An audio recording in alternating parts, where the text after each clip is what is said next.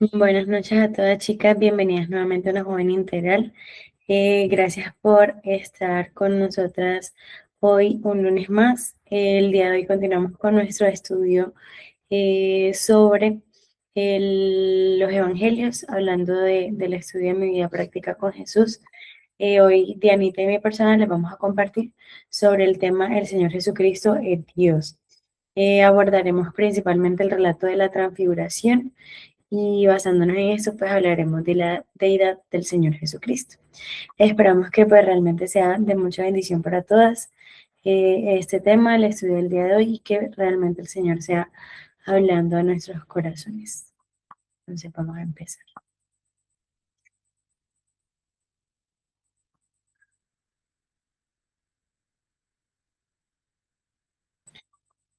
Bueno, entonces para iniciar esta parte de la temática que les mencionaba, vamos a empezar con dos preguntas. Primero, ¿qué fue la transfiguración como tal? Y segundo, ¿qué significado tuvo este evento? Pero para empezar, me gustaría que pudiéramos leer en Mateo capítulo 17 el relato que les mencionaba, como para tener ahí la base y el contexto de lo que vamos a abordar. No sé si alguna chica me podría colaborar leyendo. Es Mateo 17, versículo 1 al 6.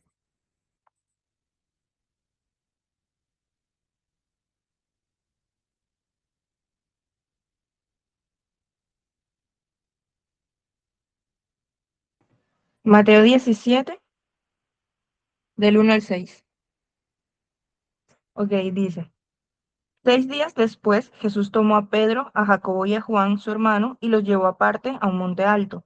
Y se transfiguró delante de ellos, y resplandeció su rostro como el sol, y sus vestidos se hicieron blancos como la luz. Y he aquí, le aparecieron Moisés y Elías hablando con él. Entonces Pedro dijo a Jesús: Señor, bueno es para nosotros que estemos aquí. Si quieres, hagamos aquí 3 enramadas, una para ti, otra para Moisés y otra para Elías. Mientras él aún hablaba, una nube de luz los cubrió. Y he aquí desde las nubes, que una voz desde la nube que decía: Este es mi hijo amado en quien tengo complacencia, a él oíd. Al oír esto, los discípulos se postraron sobre sus rostros y tuvieron gran temor. El verso 7 también. Creo que hasta ahí está bien, Maggie. Muchas gracias. Bueno, entonces vemos inicialmente que realmente la transfiguración fue un evento real que sucedió en la persona del Señor Jesucristo y que hubo unos testigos oculares, testigos físicos, presenciales de este evento, como lo fueron Pedro, Jacobo y Juan, los apóstoles, ¿cierto? Estos tres apóstoles, que tuvieron pues ese privilegio de realmente ver este momento glorioso de nuestro Señor. Entonces, bueno, respondiendo a la primera pregunta de qué fue la transfiguración, realmente la transfiguración fue un evento eh, donde el Señor Jesucristo tuvo una transformación física, ¿cierto? El Señor Jesucristo toma y revela un cuerpo glorioso, básicamente. Este evento realmente fue de mucha trascendencia porque fue un momento espiritual totalmente que estos discípulos pudieron vivenciar. Y pues también fue muy especial por el hecho mismo de todo lo que significó. Como tal, podríamos como pensar en que esta transformación que el Señor Jesucristo tuvo en este momento fue muy similar a lo que probablemente nosotros vamos a experimentar cuando pues todos los que hemos creído en el Señor seamos pues raptados de esta tierra y llevados al cielo y pues sabemos que nuestros cuerpos van a ser transformados, ¿cierto? En un cuerpo glorioso, en un cuerpo espiritual maravilloso que tal vez no comprendemos a totalidad la forma o la estructura física que éste tiene, pero que más o menos podemos ver acá que, bueno, en el Señor fue un momento como de gloria y que su parte física fue realmente transformada. Entonces vemos que ese esplendor se hizo visible en el cuerpo del Señor Jesús y que estos discípulos que acá se nos mencionan, pues pudieron presenciarlo. En este evento no solo es relevante el hecho de lo que sucedió en la persona del Señor Jesucristo, sino las personas que vemos acá que aparecieron en este momento. Ya más adelante Dianita nos va a contar un poquito más al respecto, pero definitivamente pues fue un privilegio que estos discípulos como tal tuvieron, pero también un privilegio de esta revelación que nosotros tenemos a través de la palabra de lo que sucedió, ¿cierto?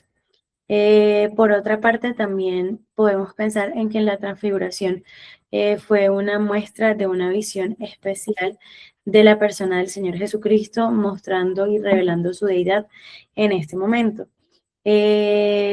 Como tal, fue una visión que de hecho él ni siquiera quería que conocieran otras personas, sino hasta que él resucitase, que es como la recomendación, el mandato que les da a los apóstoles más adelante en el versículo 9. Cuando descendieron del monte, Jesús les mandó diciendo, no digáis a nadie la visión hasta que el Hijo del Hombre resucite de los muertos. Entonces, realmente vemos que no fue un evento para que en ese momento el Señor Jesucristo quisiera mostrarse o quisiera que le adoraran, por decirlo de alguna manera, sino que realmente tenía una connotación espiritual mucho más profunda que ese momento en sí como tal. Y también podemos meditar un poco en el hecho de que esta visión pues le brindó un respaldo y una autoridad a los apóstoles que pudieron observarla, que en este caso, como se nos menciona, fueron Pedro, Jacobo y Juan, porque realmente fueron, pues presenciaron un momento maravilloso que ninguna otra persona había visto hasta ese momento de esa manera, ni creo que después de ellos nadie pudo verlo de pronto de esa magnitud. Por ejemplo, el caso del apóstol Pablo o del mismo Esteban, que tuvieron visiones del Señor Jesucristo en el cielo, en la presencia de Dios. Seguramente fue algo un poco distinto, pero definitivamente estos tres apóstoles sí tuvieron un privilegio muy especial de aquí en la tierra, ver un evento espiritual, profundo y glorioso como ese. Y pues esto tiene realmente mucha relevancia en el sentido de la autoridad que ellos recibieron, porque luego ellos y los demás apóstoles iban a hablar de la verdad de la salvación, ¿cierto? Y de todo lo que habían visto y vivenciado de la obra del Señor Jesucristo aquí en la tierra. Y esto definitivamente les daba como un respaldo de que no eran solamente unas personas que estaban hablando de algo desconocido, sino que eran unos testigos oculares y que tenían evidencias y respaldo de que ellos mismos habían podido ver la gloria del Señor Jesús y que esa gloria pues era evidente para entonces así poder afirmar todo lo que ellos en el futuro iban a anunciar respecto a la preciosa salvación. Y considerando esto, nos gustaría leer segunda carta de Pedro, capítulo 1, versículos 16 al 21. Segunda de Pedro 1, 16 al 21. No sé si alguna también me podría colaborar leyendo ahí. Segunda de Pedro 1, 16 al 21.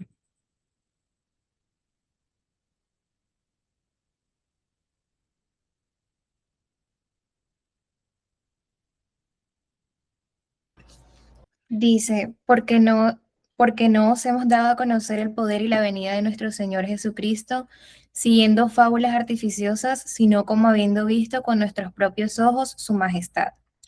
Pues cuando él recibió de Dios Padre honra y gloria, le fue enviada desde la magnífica gloria una voz que decía, este es mi Hijo amado en el cual tengo complacencia. Y nosotros oímos esta voz enviada del cielo, cuando estábamos con él en el Monte Santo. ¿Hasta dónde me dijiste? Hasta el 21. Ah, ok.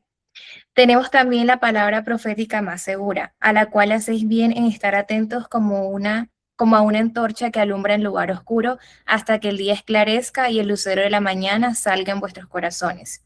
entendiendo primero esto, que ninguna profecía de la Escritura es de interpretación privada, porque nunca la profecía fue traída por voluntad humana, sino que los santos hombres de Dios hablaron siendo inspirados por el Espíritu Santo.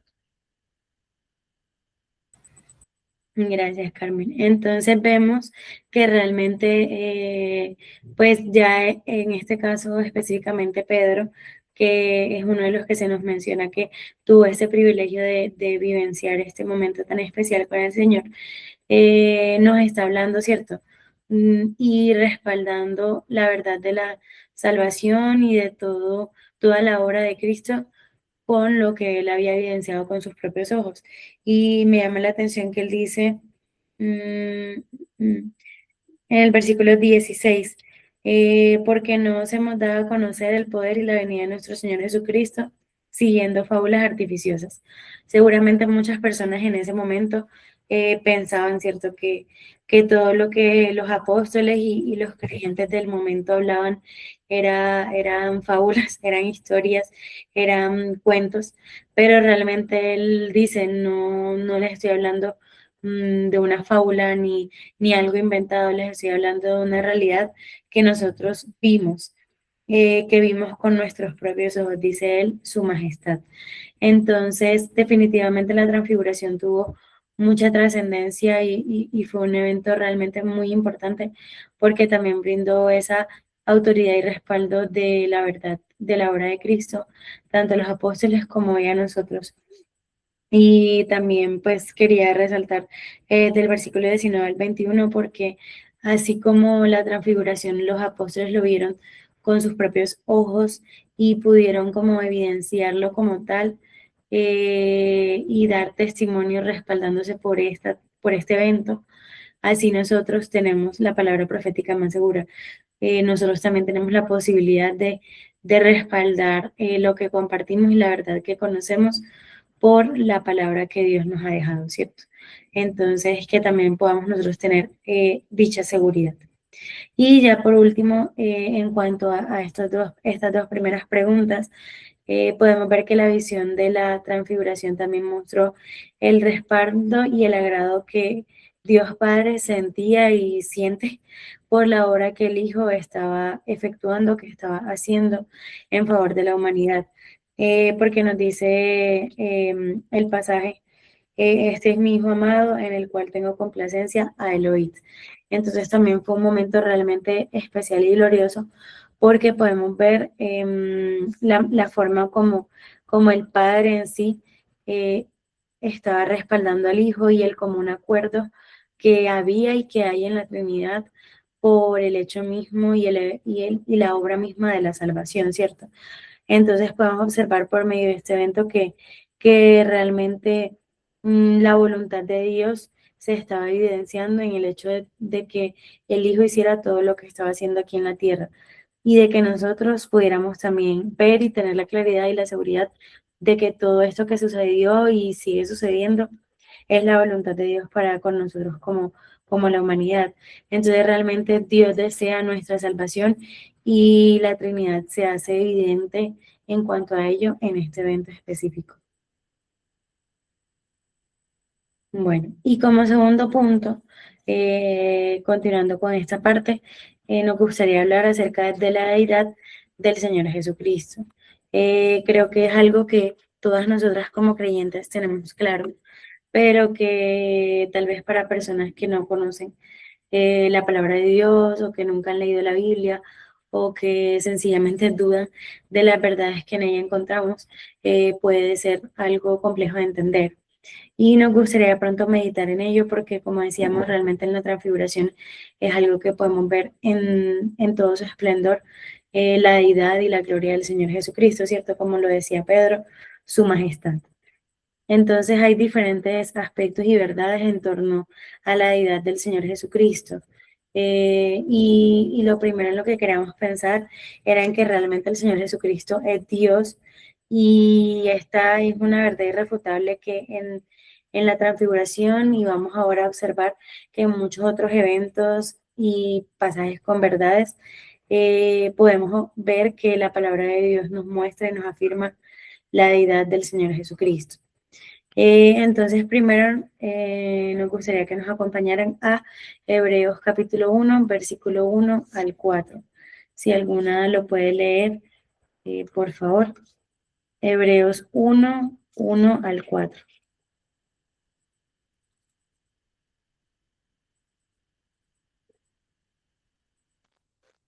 Dice, Dios habiendo hablado muchas veces y de muchas maneras en otro tiempo a los padres por los profetas, en estos postreros días nos ha hablado por el Hijo, a quien constituyó heredero de todo, y por quien asimismo hizo el universo, el cual siendo el resplandor de su gloria y la imagen misma de su sustancia, y quien sustenta todas las cosas con la palabra de su poder, habiendo efectuado la purificación de nuestros pecados por medio de sí mismo, se sentó a la diestra de la majestad en las alturas, hecho tanto superior a los ángeles cuanto heredó más excelente en nombre de ellos que ellos. Gracias, Yasa. Entonces, como primer aspecto referente a la deidad del Señor Jesucristo, podemos pensar en que el Señor Jesucristo es la imagen misma de Dios, es decir, es la muestra, es la representación misma de Dios, ¿cierto? Aquí en la tierra, y como nos dice acá el libro de Hebreos como tal, perdón, podemos pensar en que pues el Señor como tal es el resplandor de la gloria de Dios. O sea, ver al Señor Jesucristo y observarlo por medio de la palabra y la verdad es que tenemos de quién es Él, quién fue Él aquí en la tierra y todo lo que hizo, nos permite ver realmente la esencia misma de Dios habitando entre los hombres. Y tal vez algo que puede sonar un poco complejo, pero realmente es la realidad que aquí en la palabra encontramos y que como también nos dice en el versículo 3, es ese mismo, el Señor Jesucristo, quien se sentó a la diestra de la majestad en las alturas. O sea, Él está al lado de Dios en este momento y recibe toda la gloria y toda la majestad, ¿sí? Entonces realmente es el primer punto en el que podemos pensar referente a la deidad del Señor Jesús. Él es la imagen, la muestra, la representación misma de Dios revelada a nosotros los hombres. La segunda idea la encontramos ahí mismo en Hebreos 1, el versículo 13. Si alguna lo puede leer, por favor. Yo lo tengo en otra versión, dice así. 1:13. Dios nunca le dijo a ningún ángel, siéntate a la derecha de mi trono hasta que yo derrote a tus enemigos. Gracias, Lore. Y bueno, esta segunda idea referente a la deidad del Señor Jesucristo, lo que nos muestra es que el Señor Jesucristo es superior a cualquiera, a cualquier hombre, a cualquier ser creado, incluso es mayor que los ángeles, y esto porque Él es Dios mismo, ¿cierto? Entonces es superior a todas las cosas y es lo que aquí realmente en Hebreos nos está diciendo de que finalmente pues el Señor Jesucristo es mayor que todo lo que podemos encontrar y acá nos coloca el mismo ejemplo referente a la posición actual del Señor a la diestra de Dios, ¿cierto? Que ninguno de los ángeles tiene ese privilegio. Bueno, si alguna puede colaborarnos leyendo ahora Juan 8:58.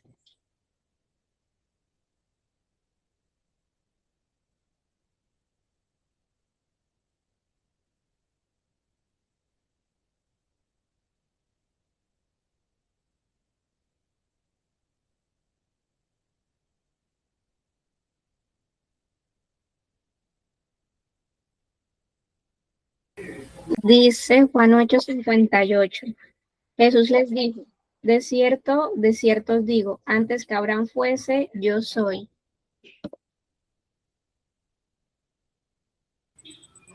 Gracias, Dianita. Y también podemos leer en Génesis capítulo 1, versículo 27, que también es conocido. Voy a ir leyéndolo yo y si alguna puede buscar Colosenses 1:15 al 17, también se lo agradezco. Dice Génesis 1, versículo 27. Y creó Dios al hombre, A su imagen, a imagen de Dios lo creó, varón y hembra los creó. Y en el 26, entonces dijo Dios, hagamos al hombre a nuestra imagen. Dice Colosenses 1:15 al 17, ¿alguna lo tiene?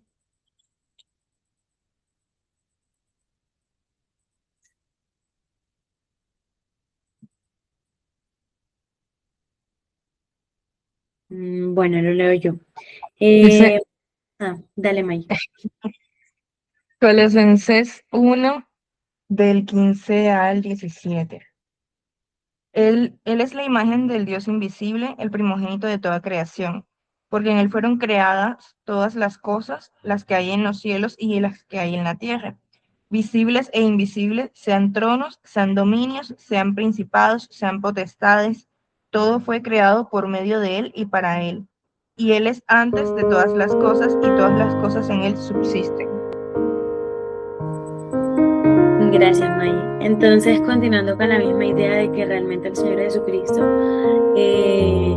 nos muestra la esencia misma de Dios, podemos observar en estos pasajes de que esto también se respalda o se hace evidente en el hecho de que el Señor Jesucristo es antes de todas las cosas. Vemos que estuvo en la creación del mundo, vemos que estuvo antes de Abraham, que para realmente los judíos era un personaje muy importante, ¿cierto?, en su historia. Y vemos que acá nos dice que es el primogénito de toda creación y que por él fueron creadas todas las cosas. Entonces realmente podemos, y todos esos pasajes nos están hablando específicamente del Señor Jesucristo. Entonces podemos ver de que realmente otro aspecto que revela su deidad es el hecho de que Él fue antes de todas las cosas y que fue el creador de todo lo que existe y tuvo como ese primer lugar en todo lo que corresponde a la historia de la humanidad y de todo lo que en la palabra se nos ha revelado, ¿cierto? Ahora leamos Juan 14, versículos 7 al 10, si alguno lo tiene y nos colabora leyendo. Juan 14, 7 y 10.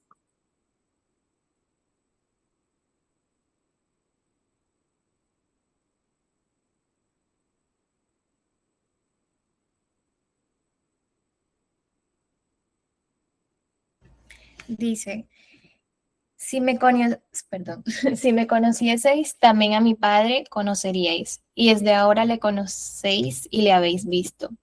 Y el 10 dice, ¿no crees que yo soy en el Padre y el Padre en mí? Las palabras que yo os hablo, no las hablo por mi propia cuenta, sino que el Padre que mora en mí, Él las obra. Él hace las obras.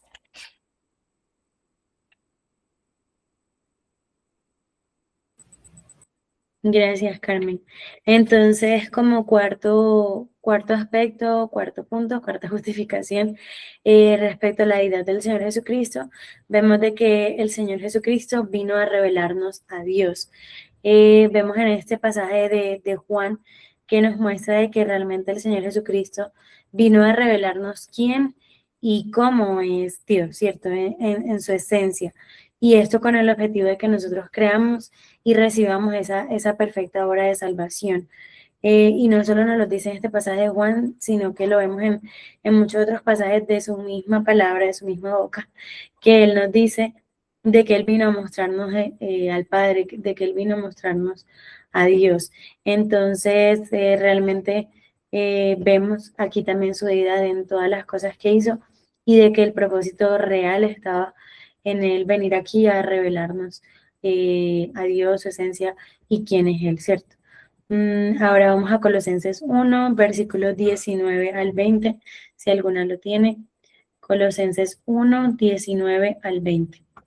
Yo lo tengo, dice así.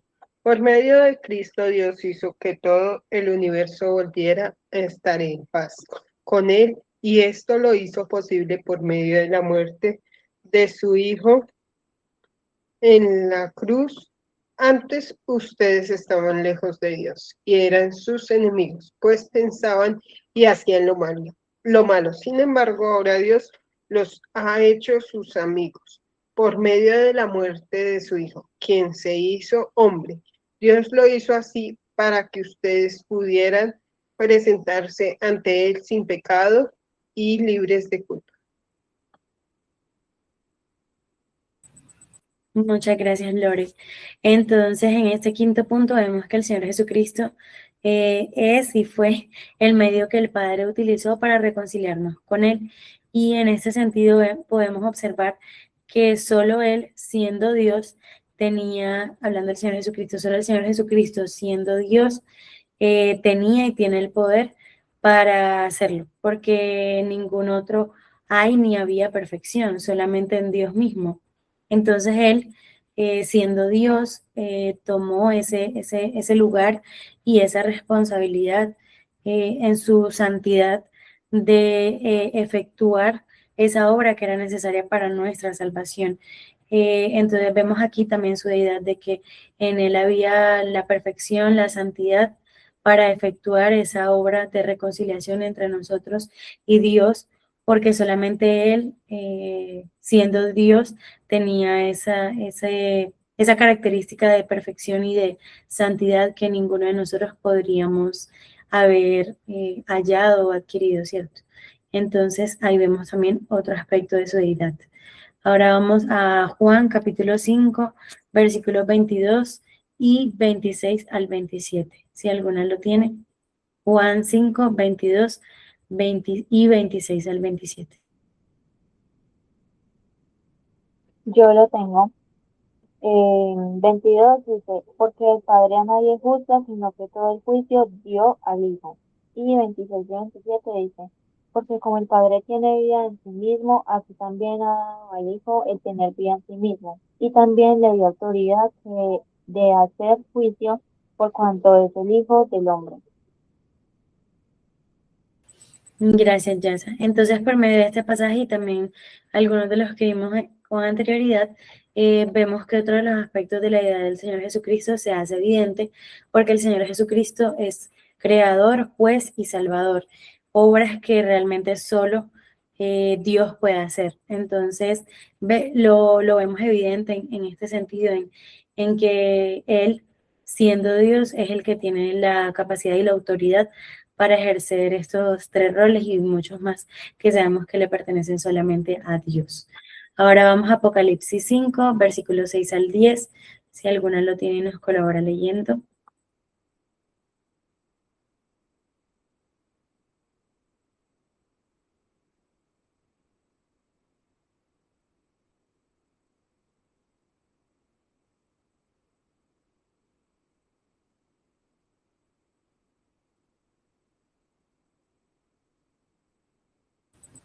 Apocalipsis 5, del 6 al 10. ¿Es así?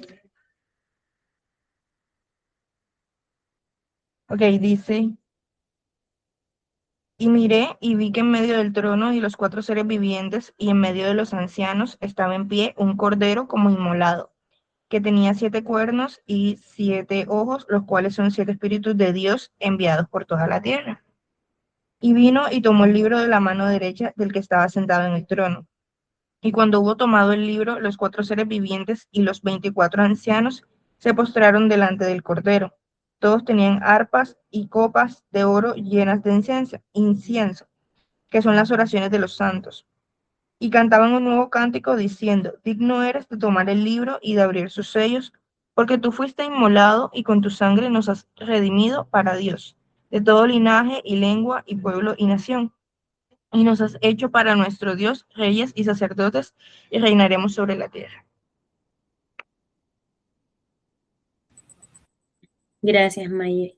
Y tengo acá Filipenses capítulo 2, versículo 6, que dice, el cual, hablando del Señor Jesucristo, siendo en forma de Dios, no estimó el ser igual a Dios como cosa a que aferrarse.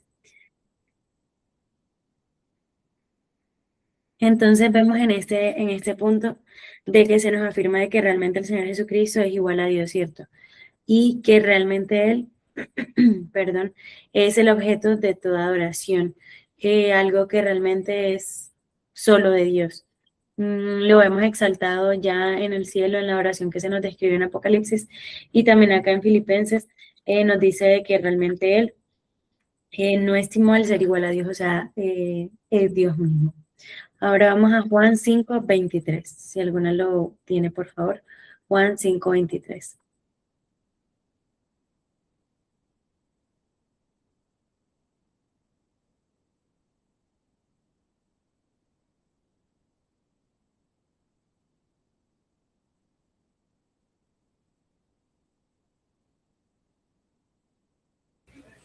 Dice Juan 5:23, para que todos honren al Hijo como honran al Padre. El que no honra al Hijo, no honra al Padre que le envió.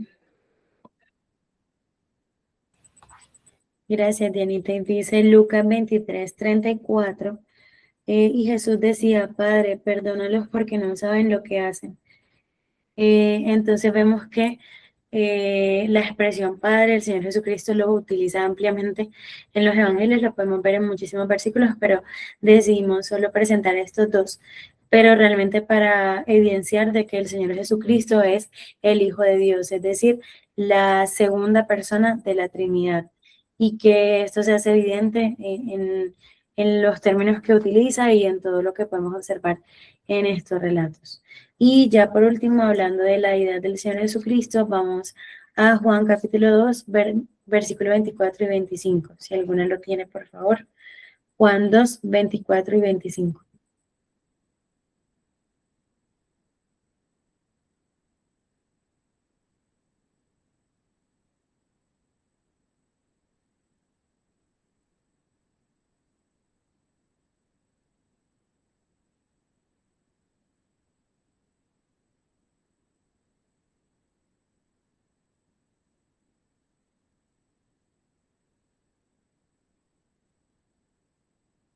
Yo lo tengo.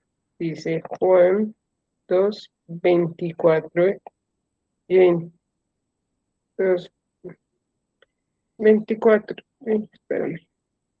Juan 2, 24. Gaby solo tiene hasta el 24. Juan 2, 24 dice, pero Jesús no confiaba en ellos ni necesitaba que le dijeran nada de nadie, porque los conocía a todos y sabía lo que pensaban. Creo que allá en tu versión está como un solo versículo, Lore. Pero pues acá en la Reina Valera pues está en dos versículos y dice, pero Jesús mismo no se fiaba de ellos porque conocía a todos, y el versículo 25, y no tenía necesidad de que nadie le diese testimonio del hombre, pues él sabía lo que había en el hombre, ¿cierto? Hablándonos ahí de la omnisciencia del Señor Jesucristo, que sabemos que es un atributo directamente de Dios, o sea, un atributo propio de Dios. Ahora en Mateo 14, versículos 25 al 27, nos dice, mas a la cuarta vigilia de la noche Jesús vino a ellos andando sobre el mar, y los discípulos viéndole andar sobre el mar se turbaron diciendo, un fantasma, y dieron voces de miedo. Pero enseguida Jesús les habló diciendo, tened ánimo, yo soy, no temáis. Y Mateo 8:26 nos dice, él les dijo, ¿por qué teméis, hombres de poca fe? Entonces levantándose reprendió a los vientos y al mar y se hizo grande bonanza. Y en estos otros dos pasajes podemos observar otro atributo que es propio de Dios y que se hace evidente en el Señor Jesucristo, que es la omnipotencia del Señor Jesucristo como todopoderoso y con toda autoridad. Adelante, Dianita.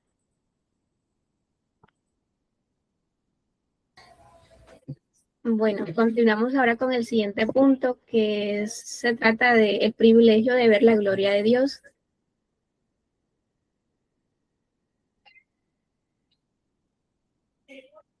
Bueno, basándonos en Mateo 17, pero también recordemos que este relato también lo vemos en Lucas y en Marcos, pero bueno, nosotros tomamos Mateo 17, que ya lo leímos, y bueno, el Señor Jesús permitió, cierto, que la gloria de su esencia divina se manifestara por un momento. Él permitió por un momento que ellos pudieran ver y contemplar esa gloria, de modo que sus discípulos pudieron apreciar ese momento. Mateo nos relata que el rostro del Señor Jesús resplandeció como el sol. Entonces, la gloria que los discípulos contemplaron en Jesús fue algo que provenía del interior, no solamente era algo exterior, aunque fue algo como describe lo que, digamos, nosotros podemos pensar, no imaginarlo completamente, realmente fue una escena asombrosa, majestuosa, gloriosa, maravillosa que ellos pudieron experimentar en ese momento con el Señor. Y se trata de esa transformación que tuvo el Señor allí delante de ellos. Entonces fue algo interior, porque digamos, la palabra de donde proviene el verbo transfigurarse es el mismo verbo del cual proviene la palabra metamorfosis. Entonces habla de un cambio de una forma externa, el cual que tiene un origen interno. Entonces, contemplar también va mucho, resaltamos que la palabra contemplar va mucho más allá de lo externo. Su significado es mucho más profundo. Sí, el contemplar va más allá solo de mirar y observar. Tiene un sentido como de conocer algo más allá de lo superficial o externo. Implica un deleite, una admiración profunda y fijar la mente y el corazón. Ellos, si bien estaban observando algo externo, quisimos profundizar un poquito más en eso, en que los discípulos estaban allí viendo al Señor, al Hijo de Dios, a Dios mismo, eh, eh, representado aquí en esta escena. Vemos en el relato, leímos que Pedro le dijo al Señor,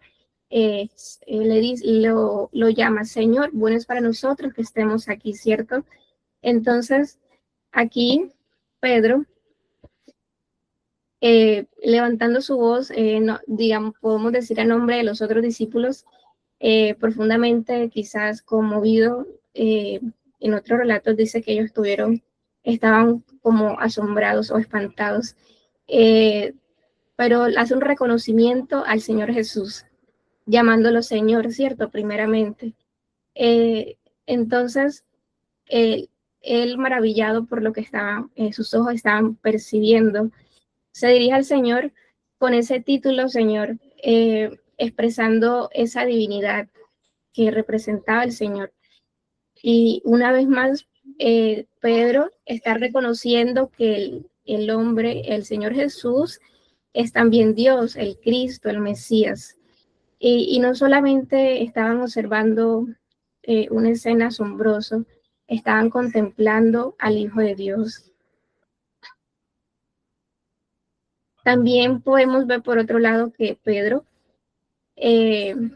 podemos reconocer, digamos, dos pensamientos de lo que él le dice al Señor Jesús. Él está expresando lo privilegiado que se sentía el haber sido parte de esa experiencia maravillosa, ¿cierto? Al presenciarlo allí junto con los otros discípulos. Y a nombre de los demás discípulos dice también, es bueno que estemos aquí, ¿cierto? Pero también expresa ese deseo también como de capturar para después lo que estaba viendo con sus propios ojos. También consultan al Señor Jesús que si Él quiere que hagan 3 enramadas, ¿verdad? Una para el Señor Jesús, otra para Moisés y otra para Elías, que también aparecen allí en escena. Esas son, las enramadas son especies de unas rústicas cabañas que los judíos hacían con ramas durante la celebración de las fiestas. Entonces, él dice que si quiere que les haga esas enramadas. La transfiguración, este hecho es una representación también de la segunda venida de Cristo. Hay un pasaje en Mateo 16, antes de la transfiguración, el Señor Jesús anunciando su muerte, finalizando el capítulo 16 de Mateo, Dice desde el versículo 27 y 28, porque el Hijo del Hombre vendrá en la gloria de su Padre con sus ángeles, y entonces pagará a cada uno conforme a sus obras. De cierto digo que hay algunos de los que están aquí que no gustarán la muerte hasta que hayan visto al Hijo del Hombre viniendo en su reino. Y después sucede este hecho, pero también leímos en Segunda de Pedro, leímos con Gaby Segunda de Pedro 1:16 al 18, y lo relacionamos mucho con esto que leemos acá en Mateo, porque cuando el Señor Jesús dice que hay algunos de los que están aquí que no gustarán la muerte hasta que hayan visto al Hijo del Hombre viniendo en su reino, entonces la transfiguración está mostrando a Cristo glorificado, ¿cierto? A través de esa metamorfosis, para que ellos pudieran contemplarlo distinto, ¿cierto? Entonces aparece Moisés representando al pueblo de Israel y la ley, y también aparece Elías, este otro personaje, representando, dice, bueno, muchos estudiosos bíblicos dicen que Elías puede estar representando a la iglesia. Recordemos que Elías no murió, sino que Elías fue traspuesto, fue llevado al cielo y fue arrebatado. Entonces, él no murió. Entonces, representa a la iglesia porque nosotros que estamos a la espera del Señor Jesucristo, ¿cierto? Estamos a la espera de su segunda venida. Entonces, todo lo que sucede aquí es una representación. Entonces, vemos que todo esto que pasa aquí es representativo. Lo que nos dice Segunda de Pedro nos habla acerca de su segunda venida y que ellos contemplaron con sus propios ojos. No solo Pedro aquí contando su experiencia acá en la carta de Segunda de Pedro, y no solo se refería a ese impacto que tuvieron, ¿cierto?, al ver esa escena, sino que él también se está refiriendo y nos está recordando la segunda venida del Señor Jesús. Entonces, por eso quisimos resaltar esos versículos principalmente. El segundo punto que queremos mencionar es que Dios merece y pide nuestra oración.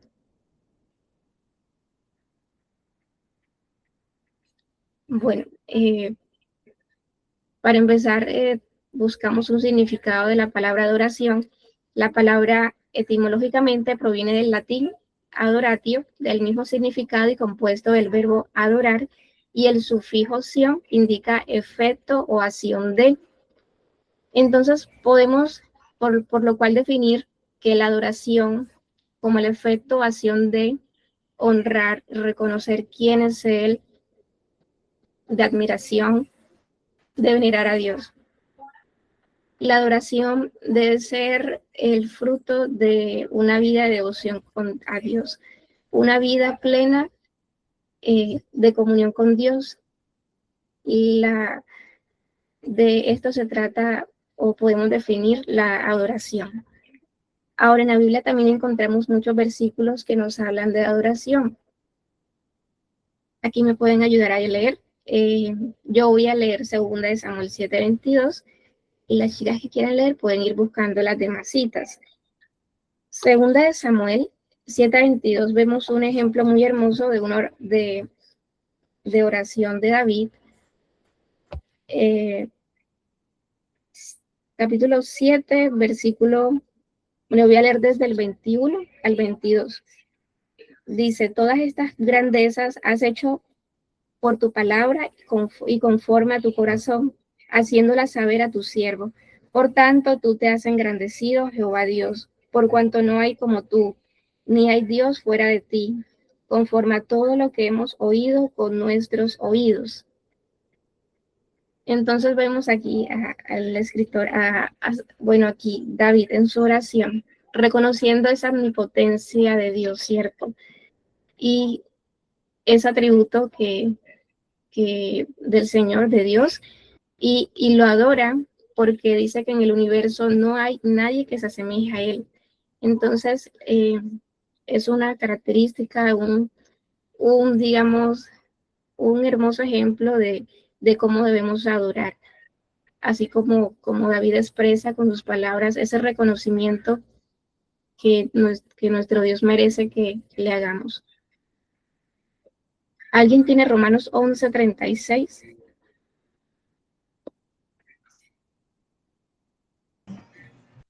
Yo lo tengo. Romanos 11:36 dice, porque de Él y por Él y para Él son todas las cosas. A Él sea la gloria por los siglos. Amén. Gracias, Maye. Aquí vemos que el apóstol Pablo declara que todo lo que hay en la tierra, en los cielos y debajo de la tierra, es cierto, existe por Él y para Él. Sí, otro ejemplo más de todo lo que nuestro Dios es digno de que le adoremos y que le reconozcamos y que es cierto que lo veneremos. Juan 4:23 al 24, otro versículo. Si alguien lo tiene, por favor.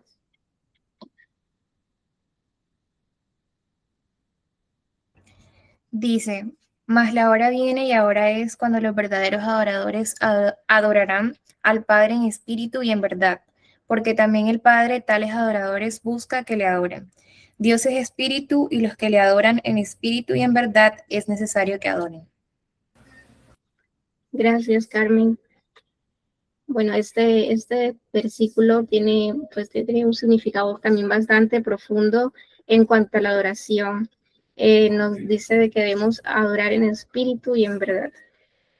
El Señor Jesús aquí quería, en esta ocasión, hablando con la samaritana, Él quiere de explicarle de la manera que no se trata solamente de un lugar, del lugar como tal de ir a adorar, como es algo que había mucha discusión entre judíos y samaritanos en cuanto al lugar para adorar, pero él aquí quiere enseñarle que lo más importante es la actitud del corazón y la verdad con la que se adora.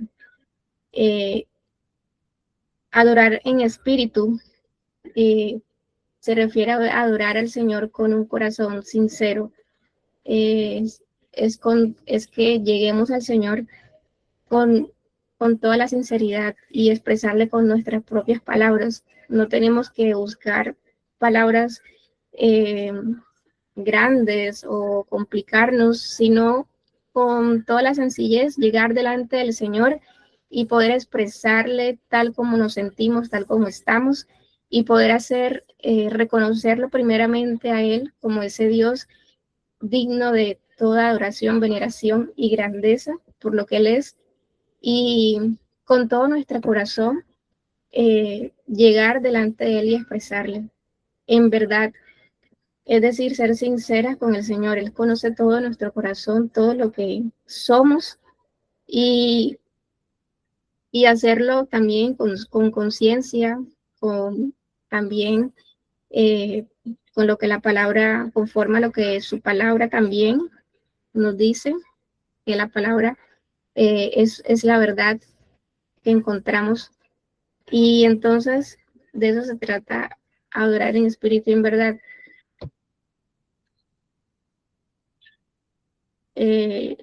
Romanos 12:1, si alguien lo tiene.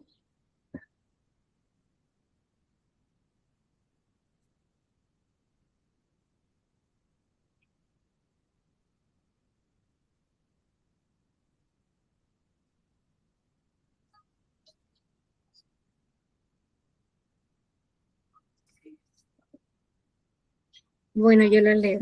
Romanos 12:1 nos dice, ¿alguien iba a leer? Puede leer. Era yo, Dianita. No, pues bueno, dice Romanos 12:1. Así que hermanos, os ruego por las misericordias de Dios que presentéis vuestros cuerpos en sacrificio vivo, santo, agradable a Dios, que es vuestro culto racional. Gracias, Gaby.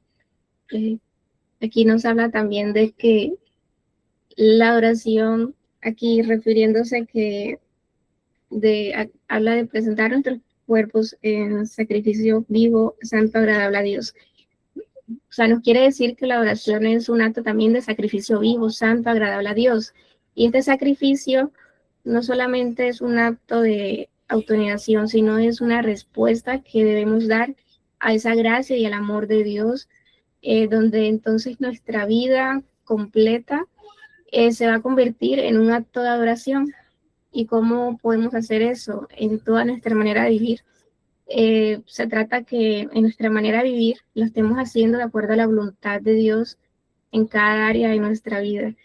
Entonces es una manera en que podemos también adorar al Señor y presentando nuestros, sí, ese es haciendo ese sacrificio vivo, santo y agradable a Dios. Y también tenemos unos salmos, este es el Salmo 29:2.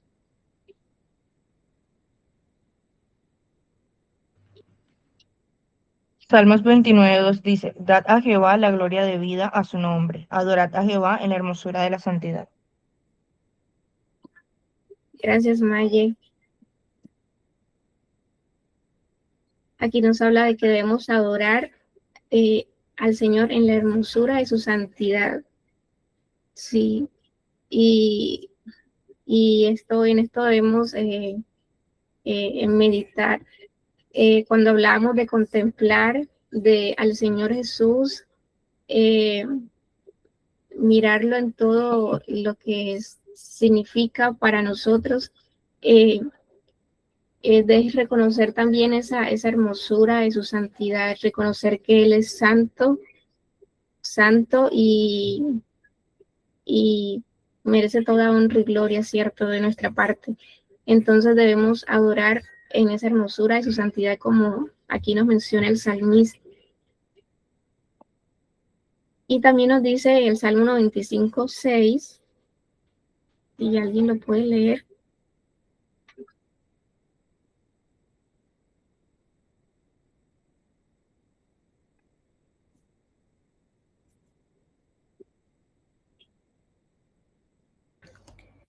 Venid, adoremos y postrémonos, arrodillémonos delante de Jehová, nuestro Hacedor.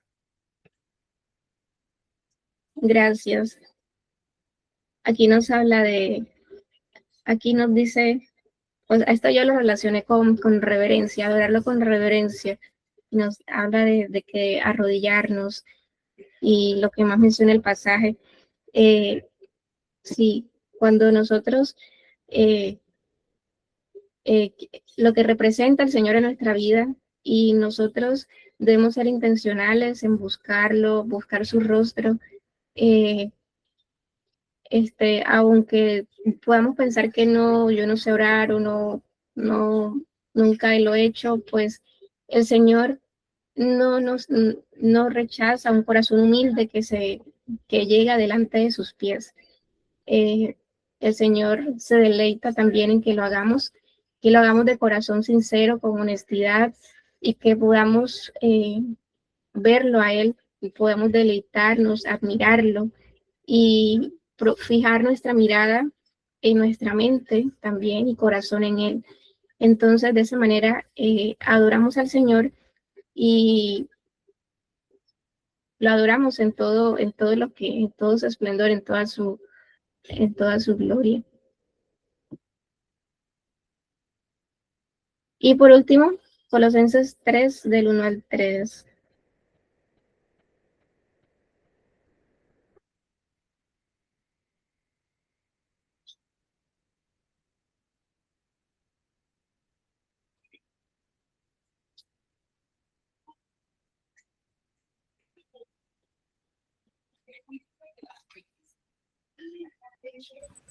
Dice Colosenses 3, del 1 al 3, si pues habéis resucitado con Cristo, buscad las cosas de arriba, donde está Cristo sentado a la diestra de Dios.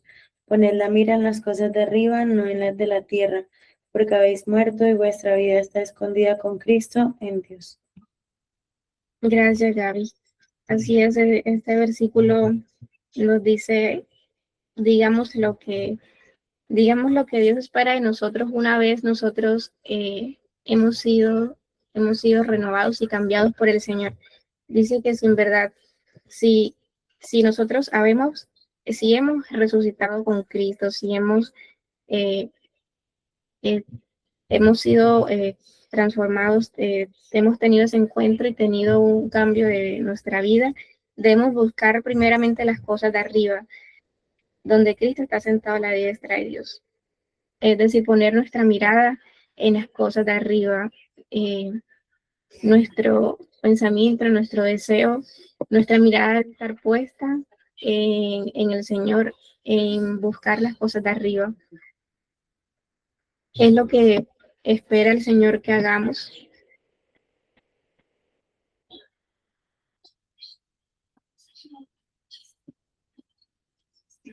Bueno, Gaby, adelante. Gracias, Dianita. Y bueno, chicas, ya para concluir, teniendo presente como todo lo que hablábamos, ¿cierto? Y de suma importancia lo que Dianita nos decía ahora, tanto pues lo que explicaba de que en cierta forma la transfiguración muestra, podría usarse ese término, o ejemplifica la segunda venida del Señor, ¿cierto? Como también la importancia que tiene la oración, ¿cierto? La oración que el Señor espera de nosotros y también la oración que por quien Él es y todo lo que conocemos y vemos de Él debemos rendirle. Entonces, teniendo presente esto, queríamos dejarlas con este versículo de Apocalipsis 22:20, que dice: el que da testimonio de estas cosas, hablando del Señor Jesucristo, dice: ciertamente vengo en breve. Y nuestra respuesta, ¿cuál debe ser, chicas? Amén. Sí, ven, Señor Jesús.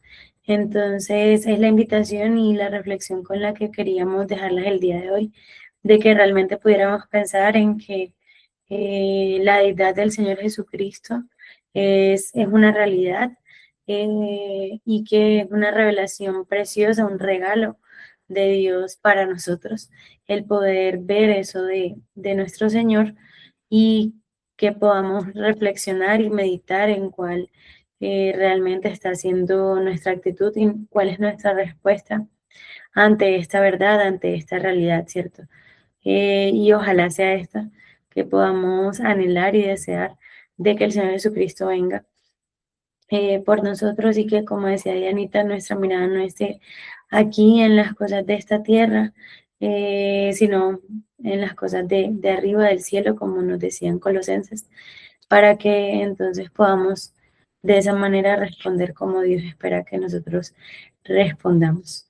Entonces, muchas gracias a todas por estar atentas. Realmente esperamos que haya sido de mucha bendición este tema, este tiempo, lo que el día de hoy pudimos estudiar y que pues el Señor nos ayude sinceramente a ser cada vez más conscientes en nuestro día a día de la verdad de que nuestro Señor Jesucristo es Dios y que realmente es un gozo y un privilegio el nosotros tener esta verdad, pero también el tener presente qué vamos a hacer o cuál va a ser nuestra respuesta ante esto. Esperamos que realmente pues haya sido mucha bendición, que el Señor haya hablado en nuestros corazones y que podamos realmente poder meditar en todas estas verdades que son muy profundas, pero que el Señor las ha dejado en su palabra para que realmente podamos aprender de ellas. Muchas gracias, chicas.